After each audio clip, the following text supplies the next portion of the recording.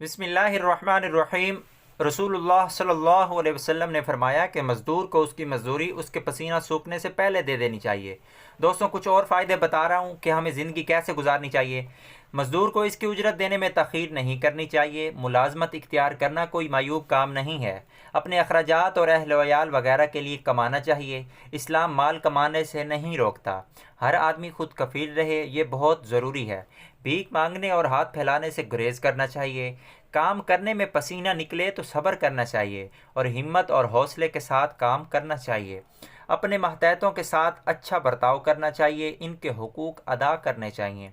अपनी सेहत का ख्याल रखना चाहिए और इसको कमाने के लायक बनाना चाहिए। यानी वक्त पर खाना खाना, वक्त पर सोना चाहिए, वक्त पर बेदार होना, वक्त पर घर से निकलना और वक्त पर ड्यूटी ज्वाइन करना, ताकि अपने अमल में कहीं खयानत ना हो। दोस्तों, इस्लाम हमें इसी चीज़ की ही तलकीन देता है। उम्मीद करता हूँ वीडियो पसंद आएगी। इसको आगे लाजमी शेयर करें, वीडियो को लाइक भी कर दें और चैनल को सब्सक्राइब भी कर दें। अपना बहुत सारा ख्याल रखिएगा। मिलते हैं एक नई वीडियो के साथ। अल्लाह हाफिज़।